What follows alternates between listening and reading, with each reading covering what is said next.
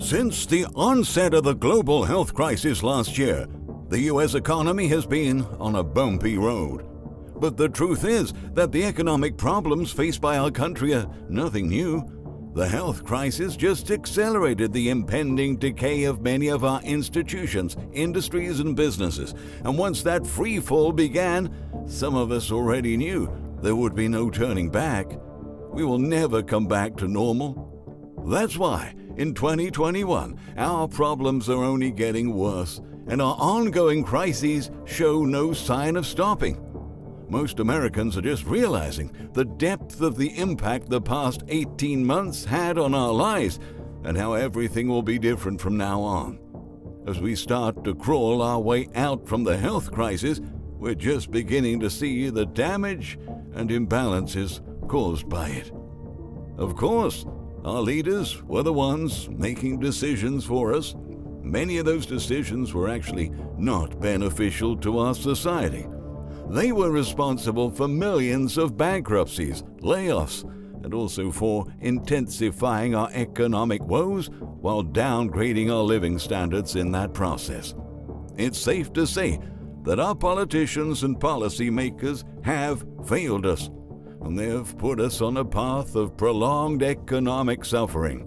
But once they saw most people were accepting of their nonsensical policies due to the promise of heading us out of this crisis, they started to say what the public wanted to hear so that they could keep finding justifications to spend more and more money. And they will continue feeding us with lies to keep their hands on that money with zero regards for the consequences. That's why what we have experienced so far is just a taste of what is coming next. So make no mistake, this is just the beginning of our nightmare. For that reason, today we decided to expose 8 major warning signs that the U.S. is on the verge of an irreversible collapse. Stay alert and keep your eyes wide open because things are changing at a very frightening pace. Number 1. Our liberty is under attack. Benjamin Franklin once said, "Those who would give up essential liberty to purchase a little temporary safety deserve neither liberty nor safety." Throughout the past year, we have been forced to give up on our liberty to allegedly ensure a sense of safety. Now, this is not about wearing face masks or social distancing or avoiding social gathering. It actually goes much deeper than that. We were attacked by reckless measures issued by the government that led to the destruction of our finances, mass unemployment, and permanent business shutdowns for the purpose of giving us a fake idea of safety. The spread of the virus was never controlled. If it was, we wouldn't be the country that recorded the most cases in the world.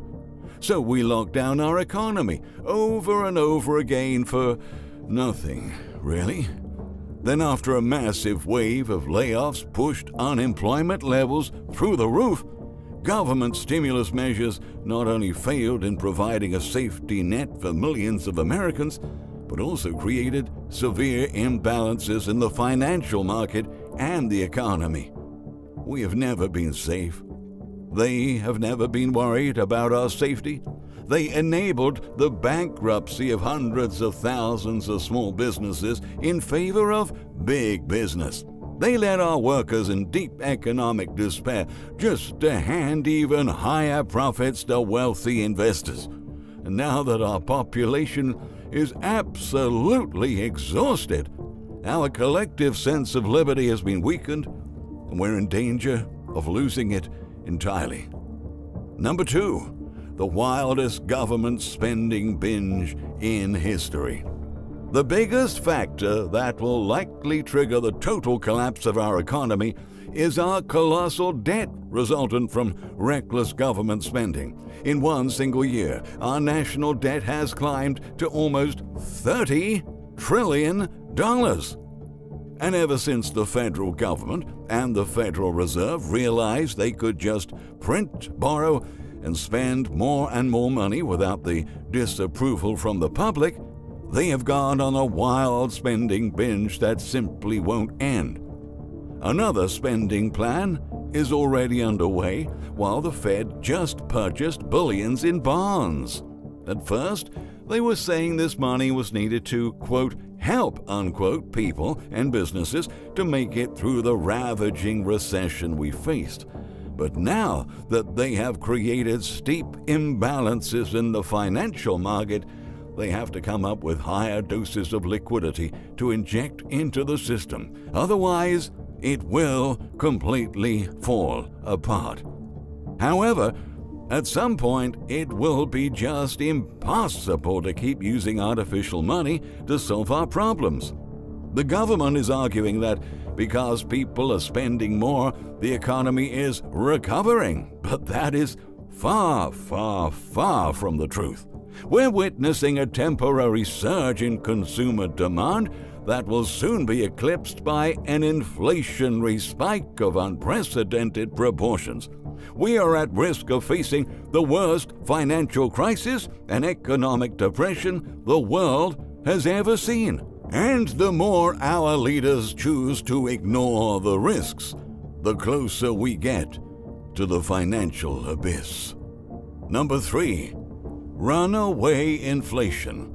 Economists, market veterans, and financial analysts have all been warning that the pin that will pop the everything bubble will be rising inflation. At this point, the official inflation rate has already surpassed the 5% mark. By the end of the year, it will undoubtedly be much higher than that. Over the past 12 months, housing prices have soared by 20%, even though lumber prices, which were previously making the cost of a new home higher, have come back down to earth, meaning that it was never the cost of lumber that was making home prices hit sky highs.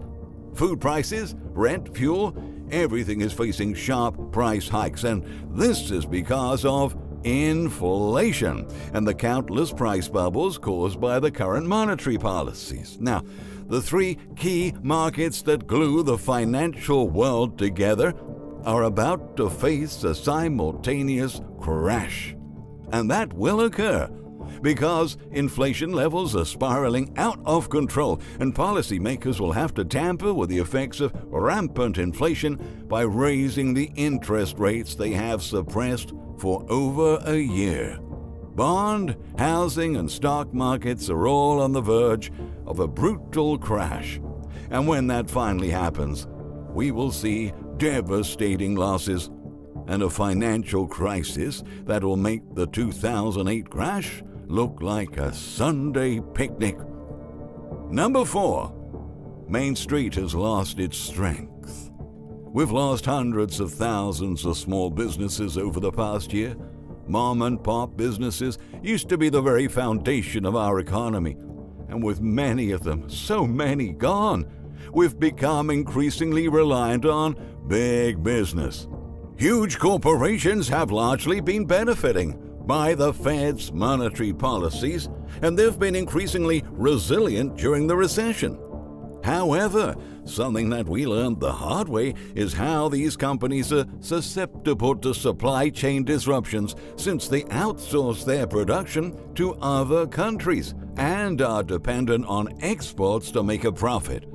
Consumers, on the other hand, are having to deal with sudden price increases and extensive shortages. Because a significant part of our small businesses have been entirely crushed, leading to permanent job losses and an increasingly less independent economy, we are being doomed to a future of higher prices, less variety, scarcity, and most worryingly, our economy is becoming extremely vulnerable to what happens in the outside world, at a time when social conflicts with other nations are getting worse. Number 5, unemployment levels are still high. 2 indicators that never failed to announce the coming of a financial collapse were high inflation and high unemployment. Businesses that struggled to survive during the recession are finding it hard to offer competitive wages to attract workers back to their posts, while big corporations, which are undeniably more financially prepared to offer bonuses and hike wages, even if those increases are temporary, have been able to prosper during these difficult times. Now, government checks are about to expire, and at least 9 million Americans are still, unfortunately, unemployed. That's what the official numbers say, but many economists argue that a more truthful number would be somewhere around 16 million people unemployed. So while some sectors of the economy are rebounding, others are still in trouble. These imbalances are effectively compromising our real economic growth. An economic recovery isn't about a high demand for products, but our collective ability to grow economically as workers and as businesses. And it's safe to say, our real economic growth isn't even close to what it was before the sanitary outbreak. With unemployment still at high levels and businesses at the brink of financial ruin, this is not a recovery. This is only a mirage. Number 6. Our current policies are anti-business. How can our businesses properly recover if the government keeps asking for higher taxes at a time many companies are barely scraping through to pay their rent?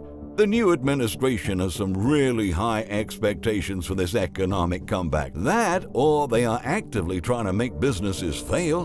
While big corporations can go on paying minimal taxes and minimal wages, small and medium companies that have been struggling to stay afloat during the recession are receiving no help to stay in business. Somehow, the government expects them to pay higher wages for their employees, higher taxes, higher rents, higher prices for supplies, transportation, the list goes on and on. Now, this is just making it impossible for many companies to survive. This is taking away business profits and being yet another obstacle to job creation. In other words, these government demands are setting the stage for more bankruptcies and higher unemployment in the long run. If only the trillions in spending actually helped our businesses and actually boosted our economy, we would have a much different scenario.